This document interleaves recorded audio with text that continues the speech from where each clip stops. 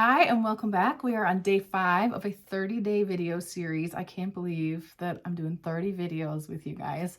I was just thinking it'd be funny if we were all going to the same location for 30 days in a row to do it. It's like, it feels intense, you know?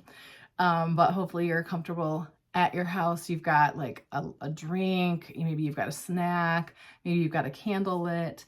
And today we're into day 5. Day 5 is called 3 Values. And I think that it may be when you just read these little cards that we have made up. So there's printables. If you don't know that, there's printables. But if you look at it and just read what I've written, some of these are going to be like, what? So I'll explain. But today it's called 3 Values. We're going to get into that. First, I'll give you a sneak peek of what we're going to paint. It looks like this, or maybe it looks like this. I think there'll be a big variety in how these turn out today, but I think they'll be fun. They might be a little, I don't know, hard maybe, but I think you'll have fun with it. So I will try to make it as easy for you as I can. And we are going to need, I'm going to talk about supplies for a minute. We'll talk about values and then we'll get into it. For supplies, you need a watercolor brush. This is a size 10 round Winsor & Newton watercolor brush. I have these linked below. Pencil, kneaded eraser, or any eraser that you'd like. Watercolor set. This is the set that I like to use. Towel and water. And let's see. I'm not sure how much we'll use it today, but a little heat gun. If you've got one of those, that's great. We will be using watercolor paper. I like to use 140-pound cold press Canson watercolor paper. That's just the one I started on. I only started painting in November of 2019, so I'm coming up on 5 years, and I didn't feel the need to switch, so I kept up with that one. And what else? I think that is it for your supplies. If you've got your printables, we're making it through. Look, we've got 4 days, so make sure you're crossing those off at the end of each day. Okay, values, 3 values. I'm going to read it with you. 3 values. To simplify the effect of light and shadow, you can think of making sure to have 3 values: light, medium, and dark. I'm not even sure I'm using all of like the words correctly. I'm sure that there are other artists who would say this all differently. But for me, remember, I'm kind of new. I needed rules to follow in my head to make art simplified. And every time I simplified something or made a little rule for my mind, you know, it made it easier. And then I learned that you stack these little skills, these little things that you learn or practice, they add up just like anything else in life. And so 3 values, and we're going to look at that today. I'm also going to show you some examples of that. Also, I wanted to show you not just your day 5, but if you go towards the back, let's see, after day 30, oh yeah, I had it here already. Okay, is this one with the value scale. It looks like this. It has the cute little art doll laying there. I love it so much. But these are values. So when we talk about light, medium, and dark, you know, if you look at the white, find somewhere in the middle and find somewhere near the darkest, this is what I'm talking about. 1, 2, and 3. And when we do that, it gives the idea that there's a light source, and that the closest to the light source, there would be a highlight, sort of a mid-tone or a mid-value. And then on the furthest side, there's going to be some sort of a shadow. And that's just what we see all around us.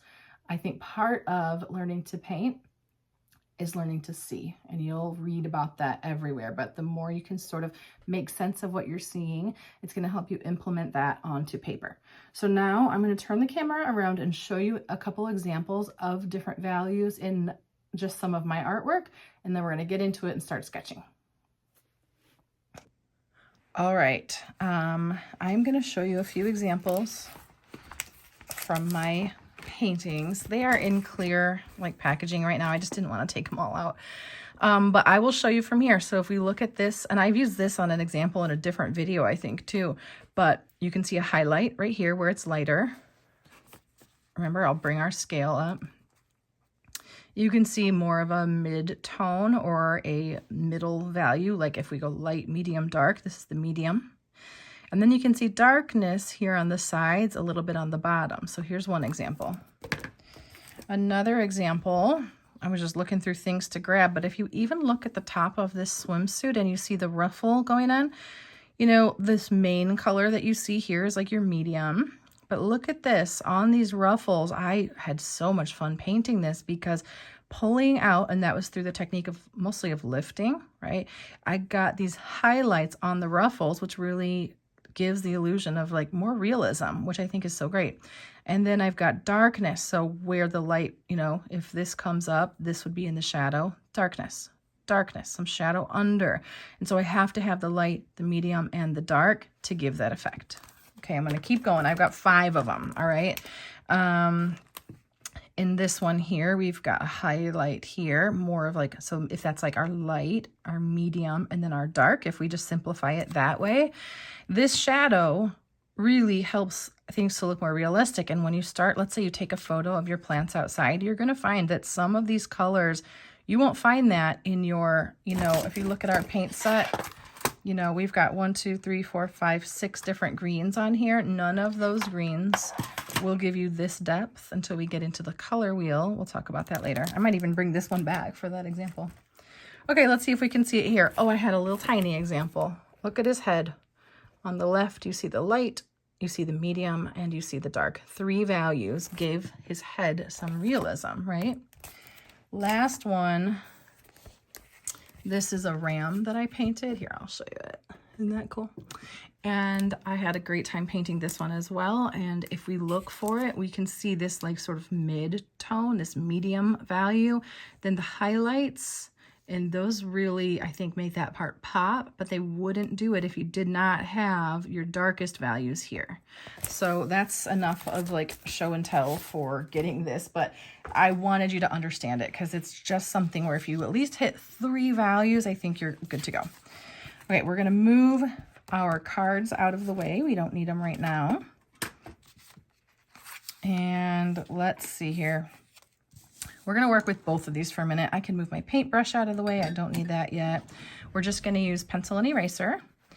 And the most important thing I will always say about pencil and drawing is to press lightly with your pencil so that you can freely erase. If you press hard, you can't really change it very easily because you'll still see it.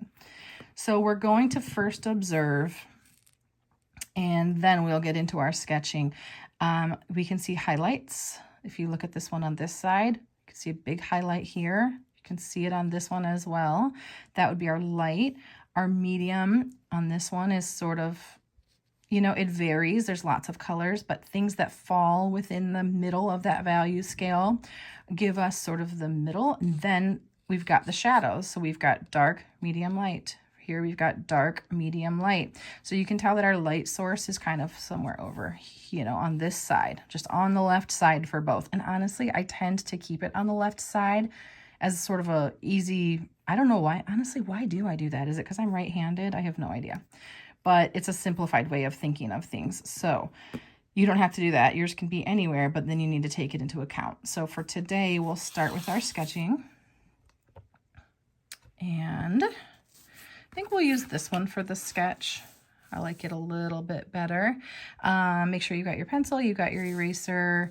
And what I like to do, let's look at how much space it takes up. Almost 2/3 from top to bottom. I mean, don't include the stem and you think that's pretty big. I could maybe lay my pencil underneath of it. That's how much space I want under. So if you think of something like that, we can put a mark. And just look at that. That stem is maybe my finger, but I want space on top. So if I were to put my finger over here, go like, okay, I need some space on top. Maybe the stem is this.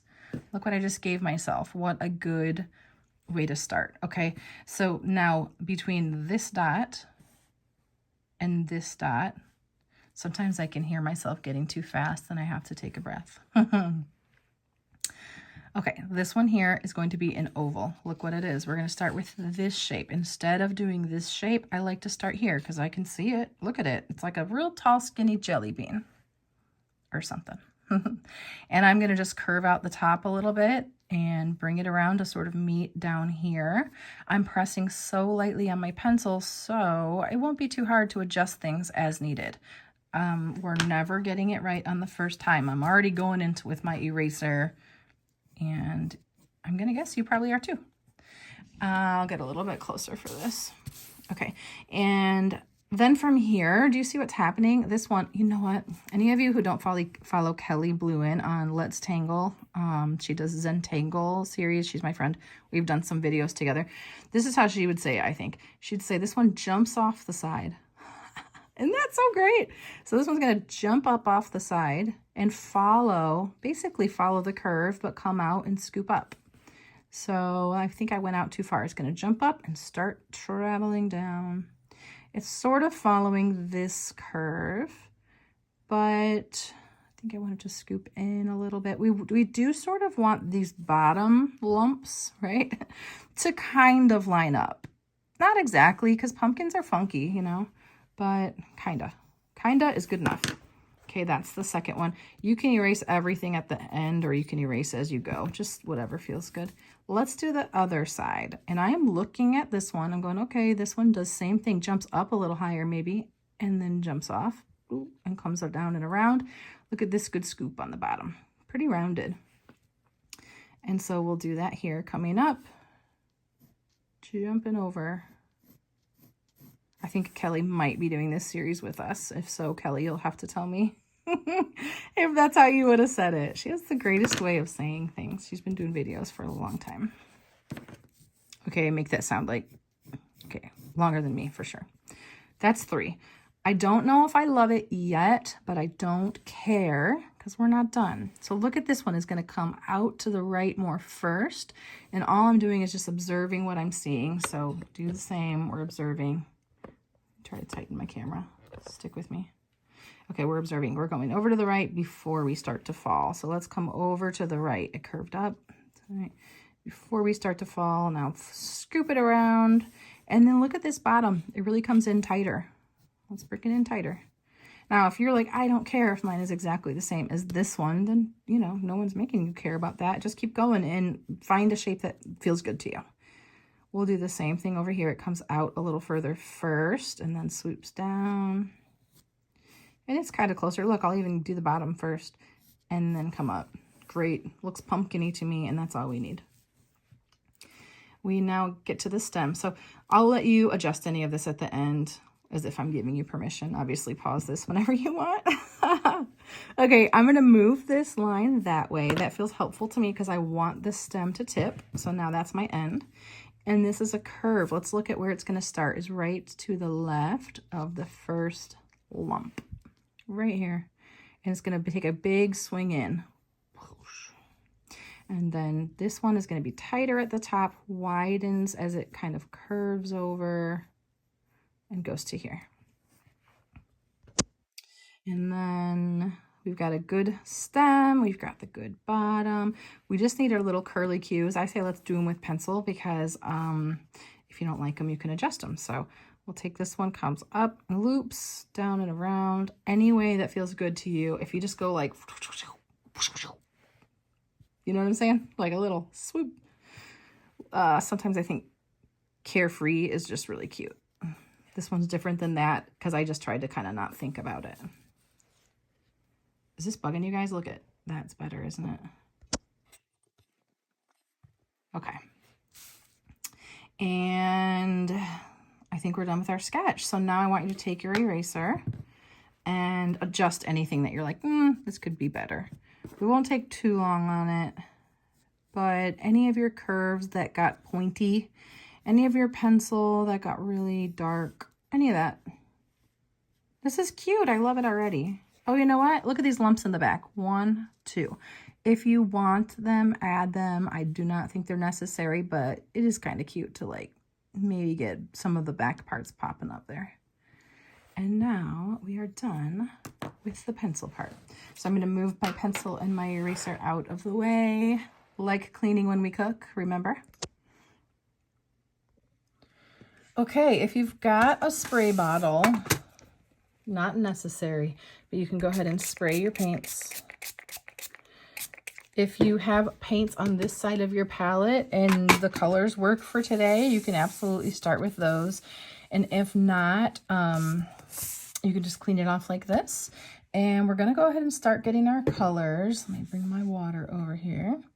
What I want is for us to make a variety of colors. So The highlights are going to be lifted, remember lifting, and the rest of it we're going to start with sort of a medium color. So we'll be loading in our dark color and we'll be lifting off our highlights.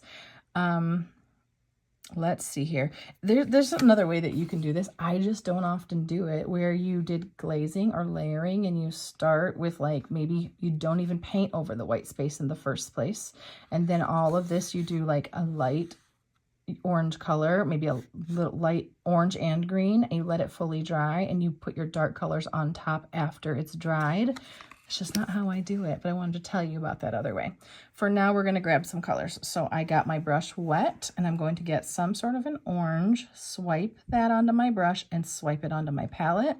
I'll go back into my water and back. Now this is a puddle. So see how I can move it around? It's shiny, it's glossy. That's what we want for puddles. But that's maybe like too orange for me. So I'm going to find some sort of a brown and add a little bit in, and I already like it better. Okay, I'll show it to you like this. So make sure you like your colors. This has no time limit. This is part of watercolor, is playing in color and water, and that is awesome.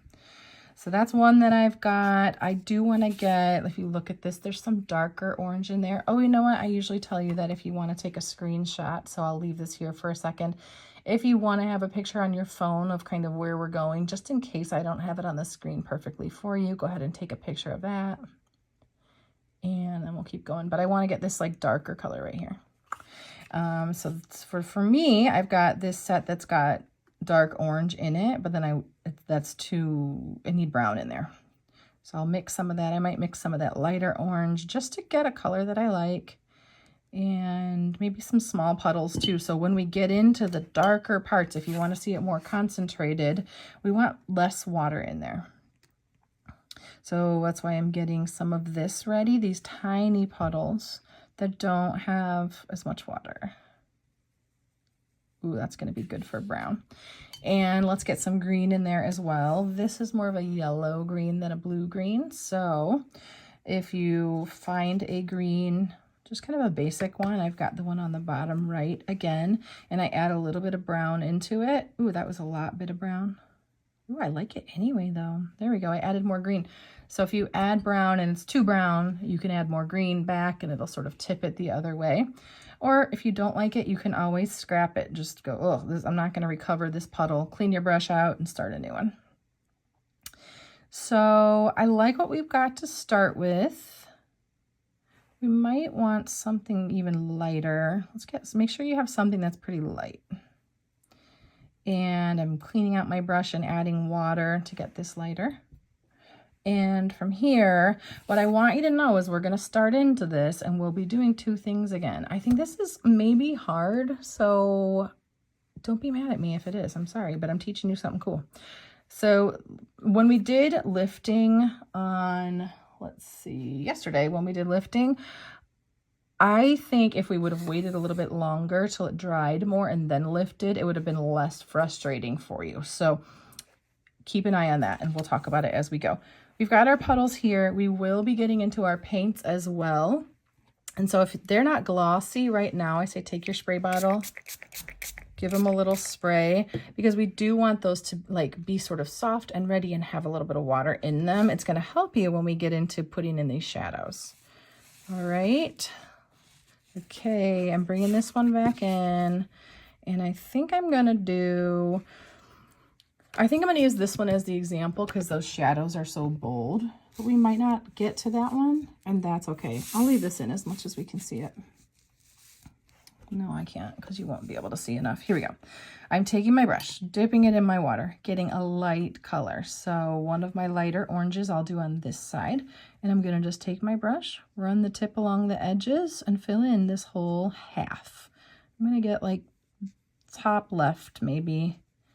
And then I'm going to clean my brush, tap it on my towel, and grab a light green. And I'm going to get these ones, and I'm going to let them touch. So first of all, we're going to get this really lovely color bleed. And I say just leave it. Let it touch and do whatever it's going to do in the middle. I think we need to be closer. Okay, now from here, this is what you need. If it's not wet enough, you will not have a fun time today. I'm going to repeat that. If you don't have enough water, you will not have fun today because you can't do this, okay? It's just not going to give you what you want. So see how it is reflective? It's not really puddling or pooling anywhere. Maybe right there, so I can touch my brush to it and lift a little bit of that off. I can pretty much see the texture of the paper through it, and it's glossy. Right here, it's starting to dry out. I'll just add a little bit more wet paint here. Now I'm going to sort of dry off my brush, and I'm going to put the tip of my brush into some of these puddles, and I'm going to start, I like to call it color matching and shape matching, and I also like to think of it as chunking in some color. Just grab some of this, but now we're limiting our water. That's why we dried our brush, put the tip of our brush in here, and we're going to start trying to place it where we think it's going to go. Now, if our highlights are on the left, we're putting more color in closest to these lines. So just look at where we're at, closest to the line, but on the left side of it. Closest to the line, but on the left side of it here. So 2 of these. I already have like more water than I want, so it's getting a little out of control. We'll use lifting in a minute to get it back. So now we're going to put some in here. It's going to start to change because this side is lighter than the rest. And I want to clean my brush because now I want to play with some greens. I'm noticing I think I need more concentrated green, so like less water. I'm quickly making up another puddle. I'll show it to you right here. Okay, less water in there. And I'm going to take that and start going kind of right on the lines, your pencil lines over here. Cool, right? This is still wet, so we're not locked in. And now I'm going to just sort of play with it and get some more of this green so that my pumpkin's not like super pastel. Chunking in color, that's all you're doing, and it's wet. If it's out of control right now, you have too much water. And if it's not blending at all, you don't have enough water. And I'm going to add some green down here. All I'm doing, do you see? I'm looking right here. Look, there's green. And I'm adding some. And then I'm checking for how much water I have. So I know this can be hard, but also do 5 of them and pick your favorite. Because if it was easy, everybody would master it, right? It's not. This is something to like put some time into. Now it's drying. I'm going to go back in with more dark paint. I'm going to even darken it up just a little bit and come back in. Remember, every time you add in, you're controlling it. You do not want water like you did on your first layer. Got a bunch of colors in here. I'm going to clean my brush and dry it on my towel. Okay, everybody take a deep breath if you need it. Whew. And we're going to now lift with this. So see these highlights? I want them. Okay, so here, press and lift. And this is, if I look at the pencil line, I'm very close to it, but on the right side. Same thing on this. Got some highlights there. If I want this one exaggerated, I will press and lift. Look here on the top of these ones. The 2 that are on the end here. Watch this. Press and lift. Okay, I dried my brush on my towel. Press and lift. So if you never dry your brush, you're coming back at it with paint instead of a dry brush, right? It's still wet. Isn't this awesome? Okay, so this is for you to learn, is like how much water gets you this effect. But now I'm dipping the tip of my brush in my water. And I'm going to get into my paints, and I'm just going to try to grab like dark.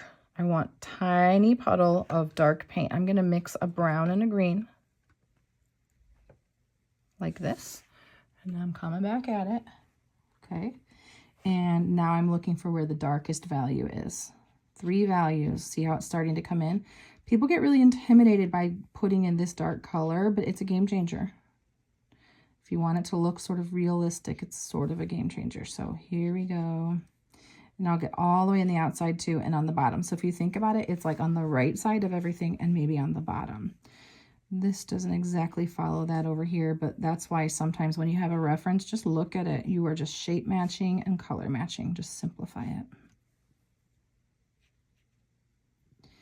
Now I did this with green. I think I want to clean my brush and do it with some orange. Everything is drying, so you are on a timeline a little bit, okay? But figuring this out, oh, it's kind of so satisfying because then things start to do what you want them to do. I have I have paint on my brush, but not too much. Now I can look at this still. It's still a little bit wet. I'm cleaning my brush and drying it, and I'm going to sort of last minute before it dries get any chunks of color I wish I saw more of. If they stop spreading, that means it's drying, and I pretty much should be done because it's not going to blend the way I want it to. Last bits, get them in there. And then this is pretty much done. If you look at it and it's still glossy, and probably even if it's not, you can clean your brush and dry it and lift where it got kind of out of control, right? I'm going to show all three of them here. See, they're all different, and yours is different too. I kind of like, if you can give it a minute to sit here, I do think that a slow dry ends up with a little bit cooler of an effect than quickly drying things. You'll have to test that out and see what you think on that too. But yeah, I'm letting it dry for just a minute, and then I'll get out my little heat gun and dry it even more. But while it's wet, I mean, I'm not done yet, guys. That's what's so cool about this. Like, when you're doing, this is called a wet on wet technique. When you're doing it, it's not done until it's dry. So if you look away and you paint something else and you come back, like, look, I'm adding, excuse me, some like brown orange over here. Cool, right? And until it's dry, I'm free to do so. And I think that gave it even more depth, having just a little bit of a darker value down here. So looking at our value scale, we've got the highlight, so the light color. We've got these ones all sort of live in the medium or the mid-tone. And then we've got this darkness over here with the shadow. That gives us our dark. So now I'm going to quick dry it and we'll move on.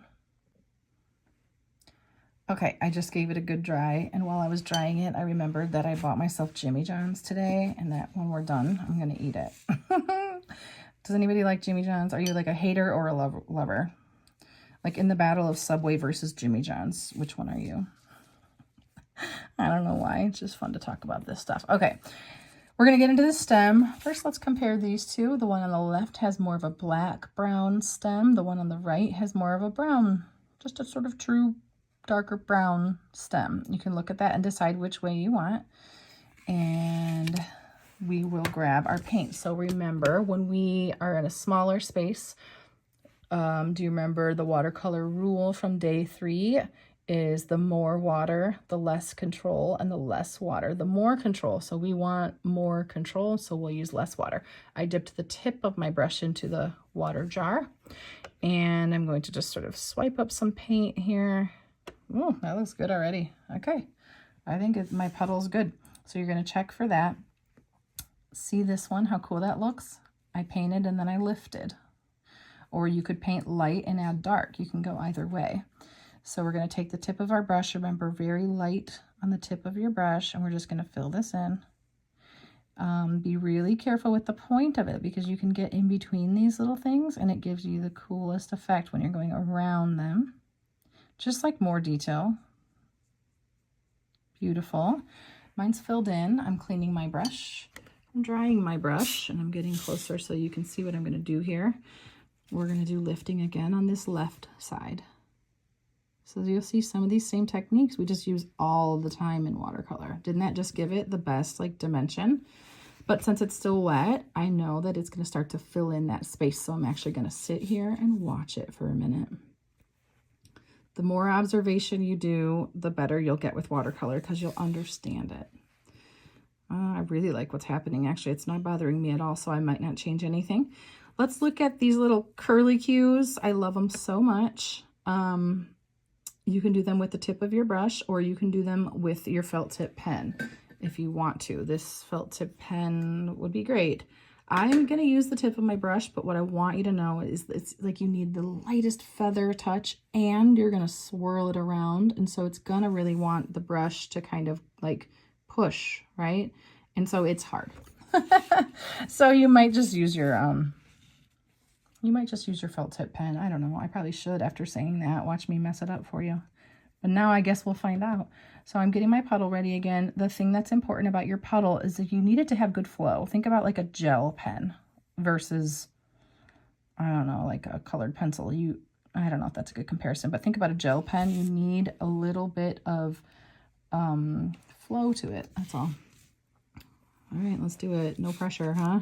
So very light on the tip of your brush, holding your brush more vertically. And you're just gonna follow your little line. When it goes into the curve, lift. Because I think that that really keeps the brush from doing kind of what it does, right? You don't want the side of it though, you want the tip. That worked out, that was okay. I'm gonna turn it to make it easier for me right now. Do the same for you, if that's helpful. Oops, I need more on there. Don't start without it loaded, because if there's not enough water to keep that flow, it'll be annoying. One thing that really bothered me when I first started painting, I added a loop there, was that when I wanted to get skinny lines, they would just get thicker than I wanted. It made me so mad. A lot of things about watercolor can really frustrate you, so I'm trying to teach you some stuff so it doesn't. Guys, we did it. This is it. This is the whole thing. You don't need any pen over the top unless you want to. You can take your ink pen and sign it. This is a good shape for it. Let's try it. We'll sign right along the side. I have two ways that I sign, but if I want to curve it around something, I just do capitals.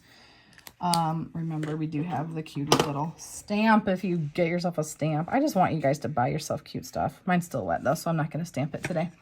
If you want to share, I would love to see your pumpkins. Honestly, I would love to see these pumpkins like in particular, because I do think this is a more complicated lesson, but I watch people all the time do beautiful work with things like this. So if you go to my Facebook page, Audrey Shantz Art, and you type in and you go just to any of the recent posts, there's like these create and share posts, you can put it there. And then if you put hashtag Audrey's Art Club, so AudreySartClub. This is 5 days, guys. We did it. 5 done. I'll see you tomorrow for day 6.